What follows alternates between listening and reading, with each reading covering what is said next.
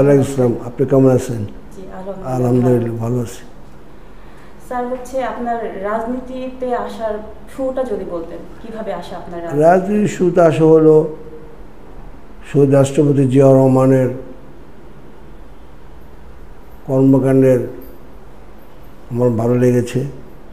এই জন্য আমি স্কুল থেকে, ছাত্রজীবন থেকে আমি ওনাকে ব্যক্তিগতভাবে পছন্দ করতাম। ওনার কর্মকাণ্ড যে ছিলেন, ওনার সততা, ওনার যে দেশপ্রেমিক, তারপরে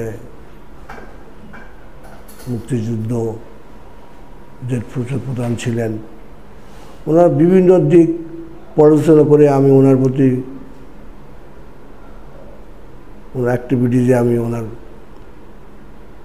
সাথে রাজনীতি করার ইচ্ছা পোষণ করি এবং ছাত্রজীবন থেকে আমি ওনার সাথে ছিলাম এবং আমার সৌভাগ্য হয়েছে ওনার সাথে আমি কথা বলেছি। আমি ওনার সাথে হ্যান্ডশেক করেছি। যখন 27 নম্বর ধানমন্ডি মাঠে 27 নম্বরে যখন বাড়ি বসেছিল, ওখানে আসতেন। এই জন্য ওনাকে আমার খুব ভালো লাগতেন এবং আমি মনে করি দেশপ্রেমিক বলতে শহীদ রাষ্ট্রপতি ছিলেন দেশপ্রেমিক এবং উনি যদি আজকে বেঁচে থাকতেন তাহলে আমাদের বাংলাদেশ আজকে সিঙ্গাপুর, ব্যাংকক, মালয়েশিয়া হয়ে যেতেন। দেখ, আমাদের দুর্ভাগ্য জাতির বীরকে এভাবে নির্মমভাবে হত্যা করেছে। আমি এর তীব্র নিন্দা ও প্রতিবাদ জানাচ্ছি। স্যার, আমার জানা মতে আপনার পরিবারের অনেকেই বিএনপি রাজনীতির সাথে জড়িত, এই সম্পর্কে যদি একটু বলতেন। আমরা 3 ভাই ছাত্র রাজনীতি করেছি এবং আমরা 3 ভাই পরীক্ষিত, এরা সবাই জানেন। আমার বড় ভাই আছে, মারা গেছেন। আমরা 3 ভাই রাজনীতি জড়িত। আমি বাংলাদেশ জাতীয় ছাত্র দলের কেন্দ্রীয় কমিটির প্রতিষ্ঠাকালীন সদস্য ছিলাম, কেন্দ্রীয় কমিটি সারা বাংলাদেশের। তারপর ওখান থেকে আমি কবির কলেজ ছাত্র সংসদের ধর্ম সমাজ কল্যাণ সম্পাদক নির্বাচিত হই। পরবর্তী পর্যায়ে আমি জগন্নাথ কলেজের ছাত্র দলের ভাইস প্রেসিডেন্ট সহসভাপতি নির্বাচিত হই।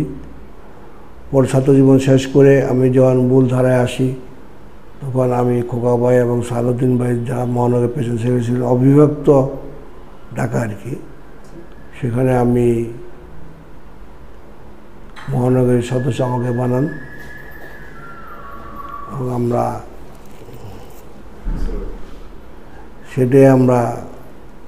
ওই থেকে আমার রাজনীতি শুরু। তো পরবর্তী পর্যায়ে আমি 26 ওয়ার্ডের কমিশনার দাঁড়াই। সেখান থেকে আমি বিপুল ভোটে আপনার 2001 সাল পর্যন্ত ওয়ার্ড কমিশনার নির্বাচিত হই। তারপরে তো 111 চলে আসলো। আসার পরে তো মনিউদ্দিন ফখরুদ্দিন যে নির্বাচনটা করেছিল, সেটা আপনারাও জানেন, আমরাও জানি। ওটা একটা ম্যাগিং নির্বাচন হয়েছিল।